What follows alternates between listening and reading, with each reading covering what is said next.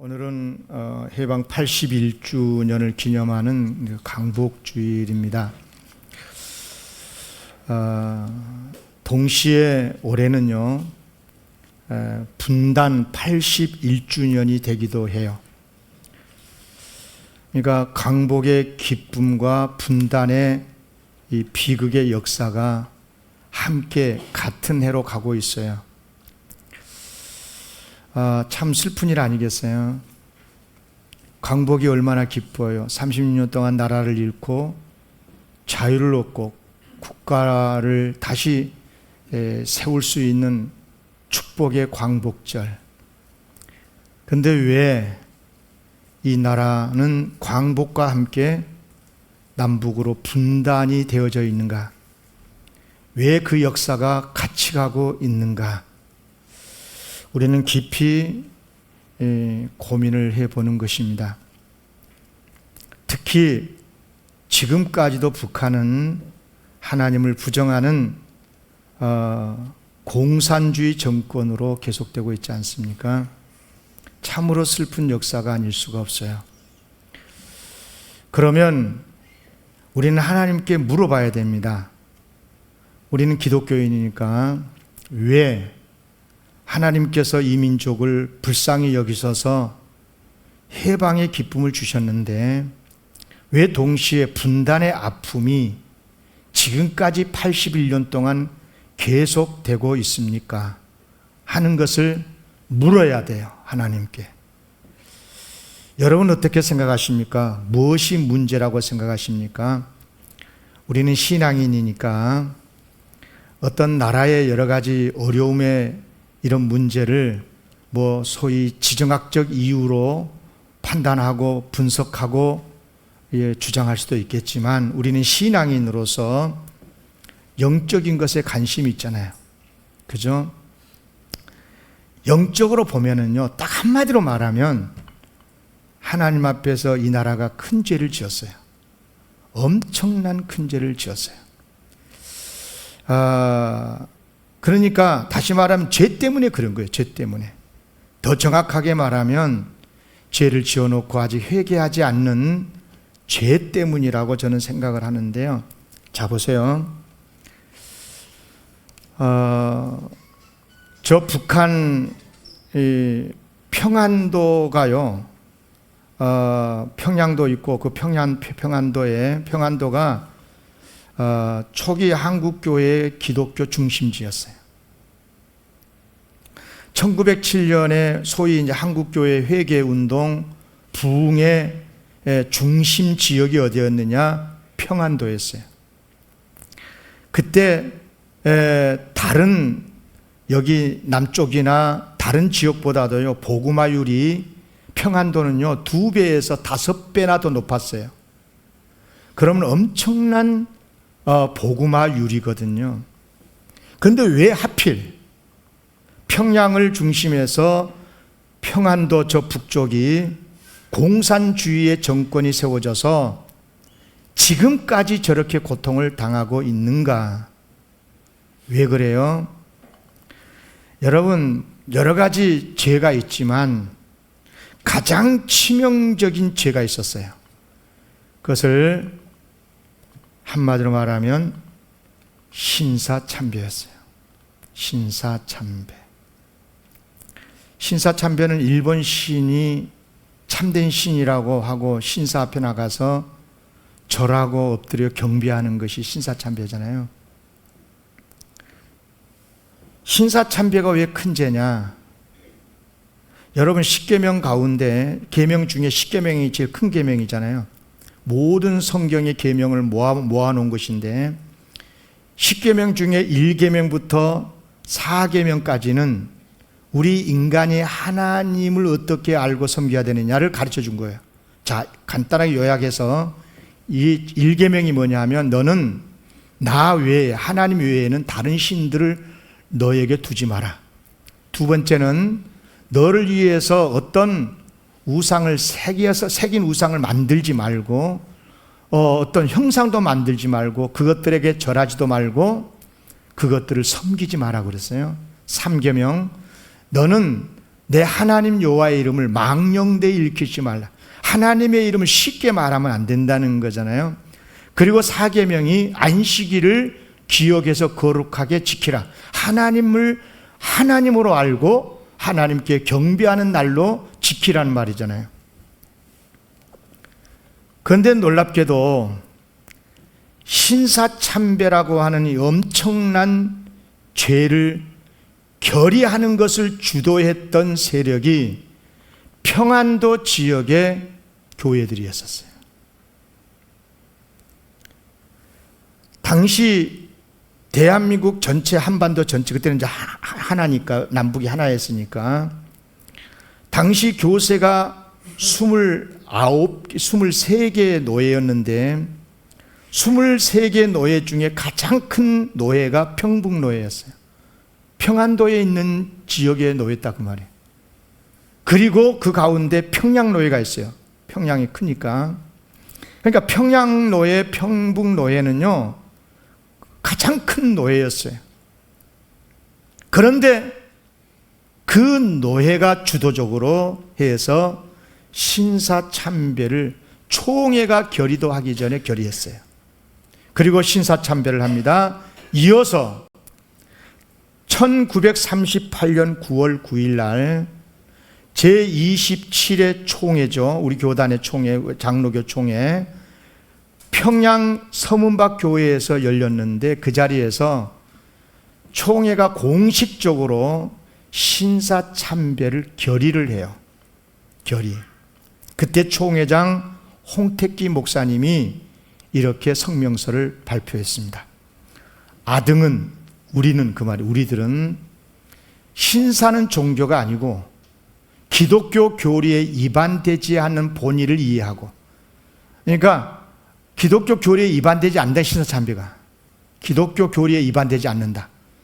그리고 신사참배가 애국적 국가의식임을 자각하며 또 이에 신사참배를 솔선수행하고 앞장서서 함께 행하고 추이 나아가서 국민정신 총동원에 참가하여 비상시국하에서 총후, 그러니까 총에 뒤다 그 말이 후방, 전쟁터 후방의 총후 황국 신민으로서 적성을 다하기로 기함, 마음속으로 우러나오는 참되고 간절한 정성을 다해서 신사참배해야 된다.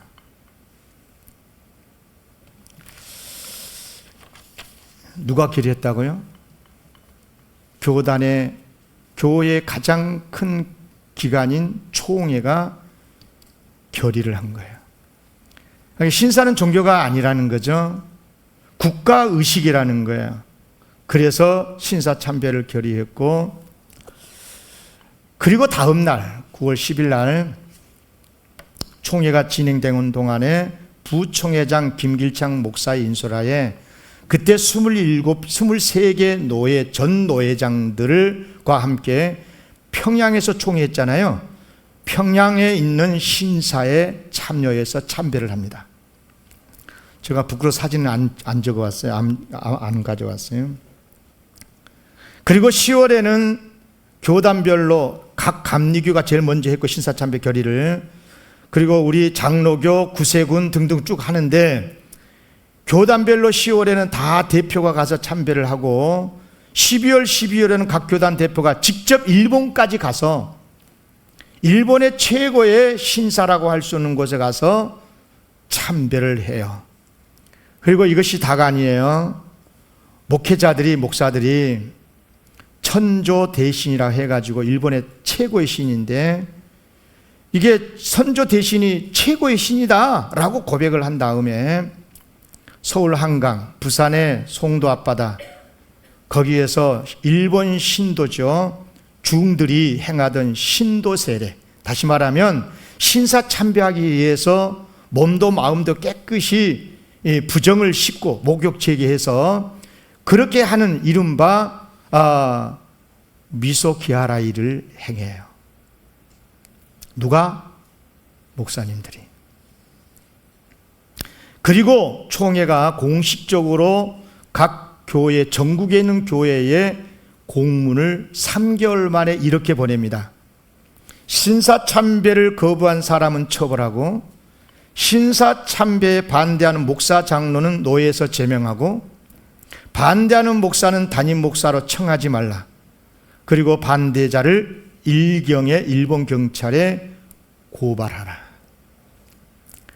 그러니까 주기철 목사님이 당시 평양에 있는 산정교회 담임 목사로 있다가 신사참배를 극렬하게 반대를 해서 이제 붙잡혀가 옥살이를 하고 있는 중에 결국은 나중에 순교를 하잖아요. 죽잖아요. 못 나오고.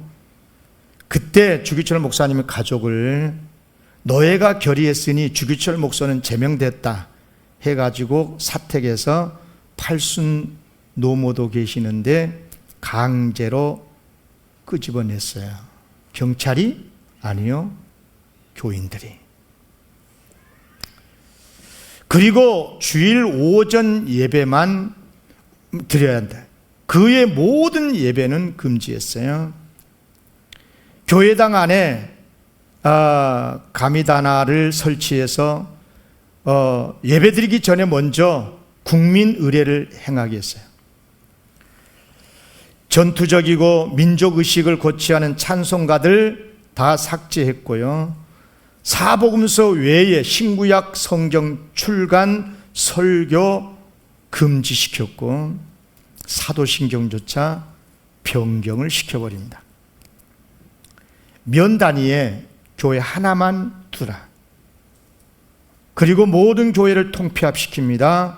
1941년에 한국교회가 3,624교회였었어요. 1년 만에 1942년에 2,543교회로 1,000군데 이상의 교회가 1년 만에 문을 닫습니다.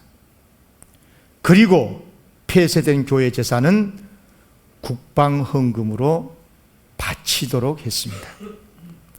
목사들도 일본 군인처럼 군복을 입고 설교하고 근무했습니다.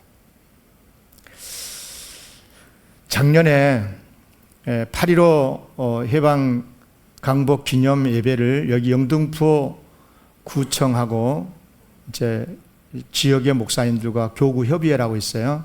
거기서 기념 예배를 어느 교회에서 드렸는데, 그 교회 담임 목사님이 그날 설교를 하시고 책을 한 권씩 자기가 직접 쓴 것을 선물로 주셨었어요.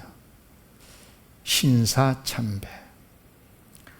지금의 한국교회, 한국사회의 이 모든 분열과 분단과 갈등의 원인은 그분은 단호하게 신사참배라고, 신사참배에 대한 하나님의 징벌이라고 규정을 했습니다.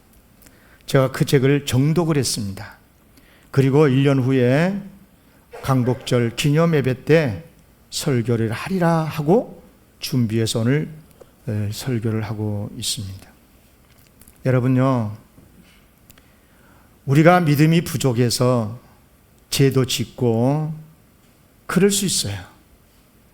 그러나 교회가 공적으로 신사참배는 죄가 아니라고 정면으로 하나님의 십계명을 정면으로 부정해버리는 이런 신사참배, 1938년 9월 9일 제27회 총회 신사참배 결의했는데, 정확하게 10년 후에 1948년 9월 9일 조선민주주의 인민공화국 정부가 바로 그 평양에 수립이 됩니다.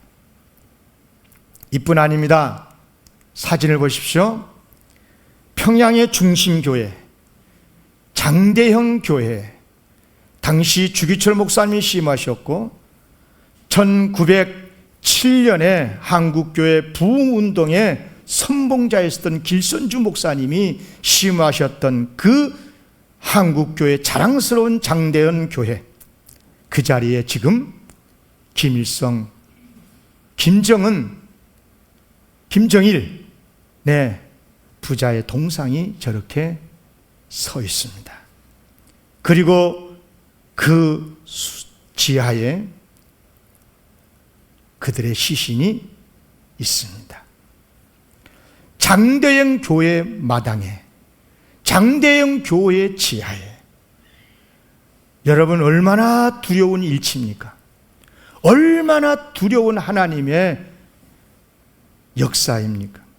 그렇습니다. 신사참배는 한국교회가 저지른 가장 치명적인 우상숭배고 죄악이 아닐 수가 없습니다.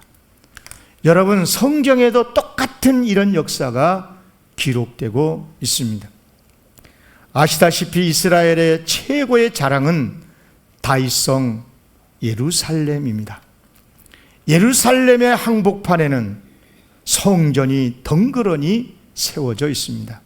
최고의 건물, 화려하고 아름다운 건물, 하나님께서 주목하시는 그 자리에 그 성전, 가장 먼저 다윗의 아들 솔로몬이 건축했다고 해서 솔로몬 성전이라고 합니다. 그러나 솔로몬 성전은 바벨론의 군대에 의해서 불이 타고 결국은 무너지는데, 그때가 주전 586년 5월, 즉 아부월, 유대력으로 아부월 9일이었습니다. 예레미야 52장에 나옵니다마는 유대 전통 탈무드에 따르면 성전, 예루살렘 성전이, 솔로몬 성전이 불이 붙어서 탔던 날이 5월 9일 아부월 9일이라고 전해집니다. 5월 9일. 이것은 하나님을 떠난 우상 숭배하는 유다 백성을 향한 하나님의 심판이었습니다. 그리고 그렇게 해서 타버렸던 예루살렘 성전이 656년의 세월이 흐르고 주후 70년 역시 그날도 5월 9일이었습니다. 이번에는 헤롯 성전이라고 하는데, 헤롯이 수년 동안 건축한 거니까. 그런데 같은 자리에 무너진 그 자리에 헤롯 성전이 거대하게 지어졌는데, 그런데 이번에는 로마 제국의 티투스 장군에 의해서 5월 9일 날 무너지고 말았습니다. 예수님께서 예언하신 바 돌 위에 돌 하나도 남기지 않고 다 무너뜨려지리라고 말씀하신 대로 무너졌어요. 그날이 주후 70년 5월 9일이었습니다. 예수님을 십자가에 못 박고 그 죄는 다 우리 후손이 뒤집어 써도 좋다고 했었던 그때 유대인들의, 이스라엘 백성을 향한 하나님의 무서운 심판이었습니다.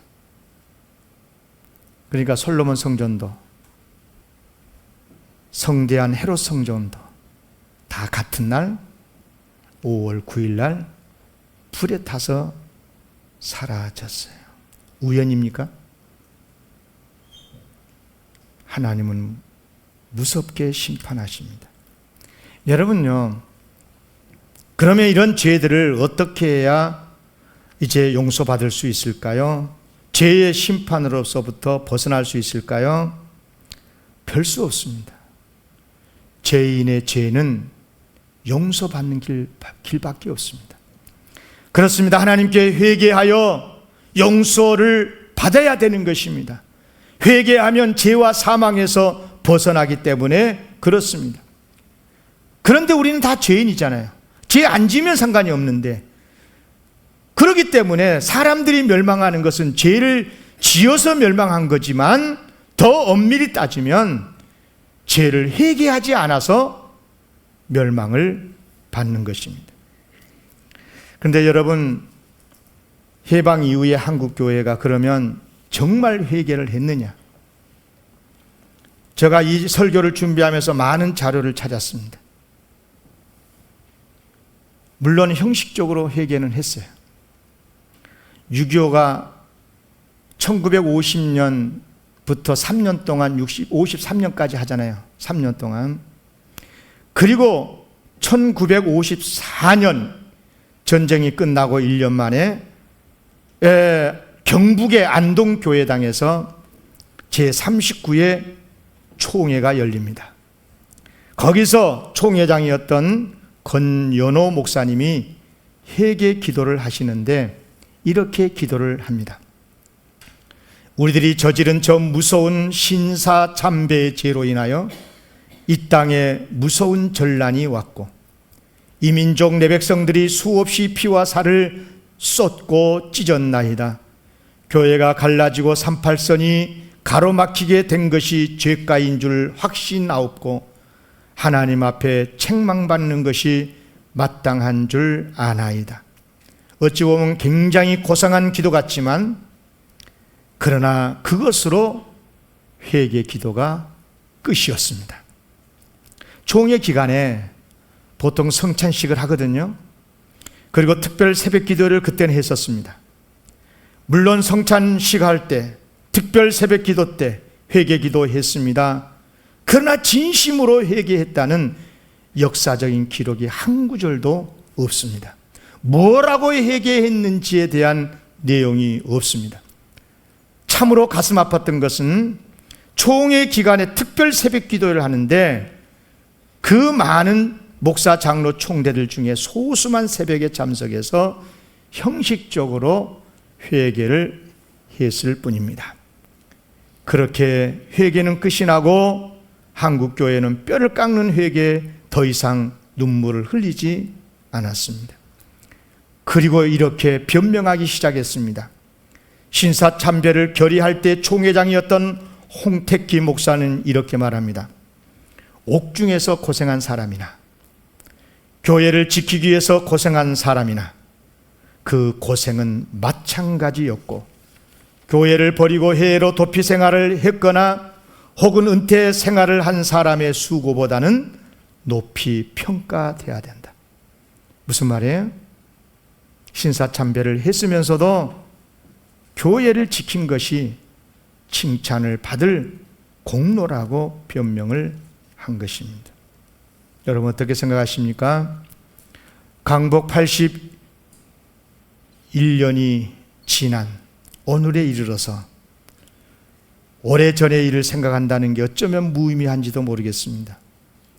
더구나 신사참배는 그때 그 성도들이 한 거지 우리가 한 일도 아니고, 그러나 여러분 꼭 기억하셔야 됩니다. 다른 일도 그렇지만 특히 영적인 일은 그때 그 일로 끝나지 않아요. 오늘 우리의 몫이 돼요. 그러므로 우리는 지난날의 잘못, 그것도 개인적인 믿음이 부족해서 신사참배한 것도 아니고 한국 교회가 공적으로 신사참배를 결의해서 성도들로 하여금 신사참배를 하도록 했다면 철저하게 회개해야 하는 것 아닙니까? 여러분, 그 책임은 지금을 살아가고 있는 우리에게도 있다 이 말입니다. 이것을 잘 보여주는 성경이 있습니다. 오늘 본문 말씀이에요. 어느 날 페르시아 왕국의 수도죠, 수산궁에서 아닥사스다 왕의 관원으로 평안하게 살고 있었던 느헤미야. 그런데 그의 인생을 뒤흔드는 일이 어느 날 일어나요. 손님 몇 명이 유다에서 찾아와서 유다 예루살렘의 어려운 사정을 들었는데 그 일이 느헤미야의 마음을 흔들었고 그의 인생을 완전히 바꾸어 버립니다. 무너진 채로 방치되어 있는 유다 예루살렘의 참상을 형제들이 말하죠. 내 형제들 가운데 하나인 하나니가 두어 사람과 함께 유다에서 내게 이르렀기로 내가 그 사로잡힘을 면하고 남아있는 유다와 예루살렘 사람의 형편을 물은즉 그들에게 뭐라고 말합니까? 사로잡힘을 면하고 남아있는 자들이 그 지방 거기에서 큰 환난을 당하고 능력을 받고 예루살렘 성은 허물어졌고 성문들은 불탔다. 주목할 것은 이 말을 들었던 느헤미야의 반응입니다. 순간 느헤미야는 울기 시작합니다. 통곡을 합니다. 수일 동안 금식하면서 하나님 앞에 이렇게 기도합니다.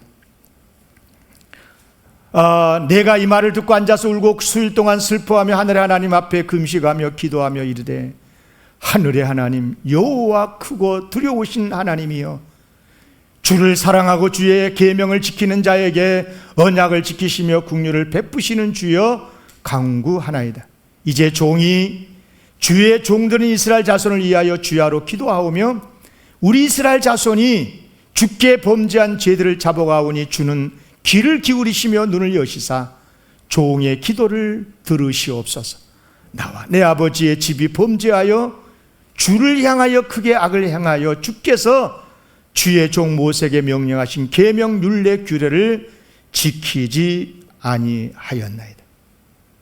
여러분요, 유다가 멸망할 때는 BC 주전 586년입니다. 그리고 포로로 끌려왔고, 포로로 끌려가서 계속해서 바벨론 수상궁에 살았었던 페르시아 고레스 황제부터 시작해서 계속 거기서 간원으로 살았었던 느헤미야. 그러니까 오늘 본문은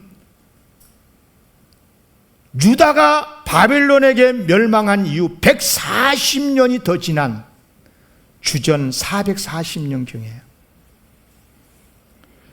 그때는 느헤미야 태어나지도 않았어요. 유다가 망할 때는 140년의 세월이 흘렀다니까. 그런데 여러분, 우리는 81년밖에 지나지 않았어요. 그렇다면 여러분, 그가 예루살렘의 비극에 대한 책임이 조상에게도 있지만 자기 자신에게도 있는 것처럼 알고 통곡하며 슬퍼하며 회개했다면 우리도 그래야 되는 것 아닙니까? 여러분, 하나님께서는 언제나 회개하는 자를 용서하시는 줄로 믿습니다. 여러분, 이것은 성경 전체를 꿰뚫고 있는 대주제예요. 하나님의 사랑은 언제나 회개에 대한 용서에서 절정이 이루어집니다. 여러분, 성경 전체의 절정이 예수님이 아니에요? 예수님의 십자가 사건. 여러분, 왜 십자가가 성경 전체 중심 사건입니까? 십자가야말로 회개하는 죄인을 용서하시기 위한 하나님의 사랑의 결정체이기 때문에 그런 거예요. 예수님의 첫 메시지도 그랬잖아요. 회개하라, 천국이 가까이 왔느니라. 사랑하는 성도 여러분, 강복주의를 맞이해서 다시 한번 우리는 하나님 앞에 진심으로 회개하기를 원해요. 그렇습니다. 지금까지 이 땅에 수많은 정치적인 혼란과 대립과 분단과 교회 안에서조차도 많은 혼란, 이런 모든 비극이 뭐냐? 이 모든 죄 때문에 그런 거예요. 더 좁혀서 말하면 신사참배 때문이었고, 그 신사참배에 대한 죄를 처절하게 회개하지 않았기 때문에 그런 거예요. 여러분, 80년 전에 우리 조상들의 이야기로만 생각하지 마세요. 수십 년 전에 우리 부모 세대, 할머니, 할아버지 세대의 이야기라고만 생각하지 마세요. 그때 공적으로 신사참배는 죄가 아니라고 선언하고 신사참배를 하지 않은 목사, 장로를 면제시키고, 이런 한국 교회가 이렇게 어려움을 당하고 조롱을 당하는 것 당연한 것 아닙니까? 여러분, 철저하게 회개해야 되는 거예요. 회개라는 것은 자기 자신이 지은 자기 죄만을 회개한 게 아니라 우리 부모 세대, 우리 할머니, 할아버지 세대, 조상들이 지은 죄까지 하나님께 잘못했다라고 용서를 빌 때에 주님의 보혈의 능력은 깨끗하게 씻어주시는 줄로 믿습니다. 정치적으로만 해석하지 마세요. 여러분, 그러지 않아요. 정치적으로만 해석하면 안 되는 거예요. 철저하게 우리의 죄 때문이란 걸 아셔야 돼요. 왜 그런 줄 아십니까? 여러분, 하나님께서는 어떤 사람 쓰신 줄 아세요? 바른 사람 쓰지 않아요. 회개하는 사람을 쓰세요. 자기가 정의롭다고 생각한 사람은 하나님은 안 쓰세요. 왜냐하면 이 땅에는 정의로운 사람이 없어요. 죄인이요, 다 죄인인 거예요. 여러분, 하나님께서는 그 수산 왕궁에서 편히 살던 느헤미야, 보세요.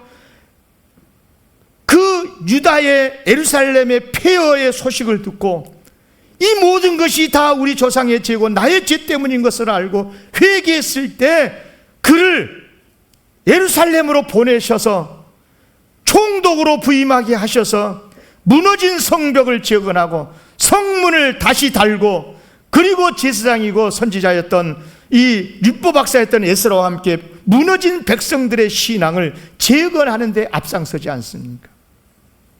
예나 지금이나 똑같습니다. 그러면 여러분 물어볼게요. 왜 하나님께서는 회개한 사람을 쓰실까요? 회개하는 사람이 정결하기 때문에 그래요.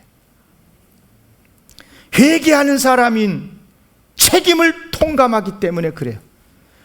남의 죄가 아니라, 조상의 죄가 아니라 나의 죄라고 통감하는 사람이 회개하지 않습니까? 그 책임감은 하나님의 뜻을 위해서 헌신하겠다는 다짐으로 이어지기 때문에, 그래서 실제로 보면 회개하는 사람은요, 섬기더라도 겸손하게 섬깁니다. 자신도 죄인임을 알고 겸손하게 누구를 정죄하지 않고 정성을 다해서 섬기되 겸손하게 섬기는 겁니다. 나라 일이나 특히 교회 안에서 가장 무서운 일이 뭔 줄 아세요? 가장 무서운 사람, 가장 잘못된 사람, 가장 무서운 일, 자칭 의인들의 충성입니다. 나는 의로우니까 이렇게 좋은 일을 한다고, 내가 의로우니까 이렇게 충성하고 있다고 하면 이런 사람은 가만히 보세요. 끝까지 이기적입니다. 끝까지 자기 중심적입니다. 남들은 다 틀렸습니다. 여러분, 그러나 죄인임을 알고 회개하는 사람은 죽도록 충성하되, 정말 목숨 바쳐 충성하되 절대로 교만하지 않습니다. 하나님 앞에 감사함으로 섬길 뿐입니다. 눈물로 충성할 뿐인 것입니다. 그런 의미에서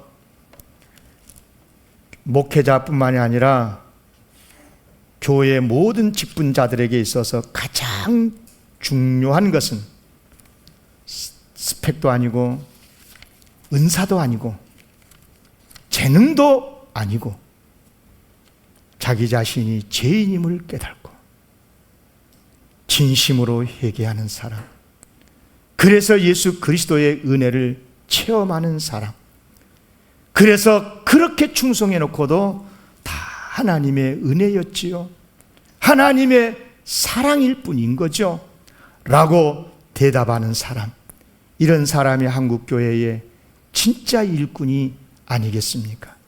오늘 강국주의를 맞아서 다시 한번 우리 나라와 민족, 우리 한국교회와 우리 자신을 위해서 회개를 해야 될 거고요. 하나님께서 그러면 우리를 긍휼히 여겨주시고 복음 통일과 부흥을 허락해 주실 줄로 믿습니다. 그런 은혜가 속히 오기를 주의 이름으로 기원합니다. 기도하겠습니다. 하나님 아버지,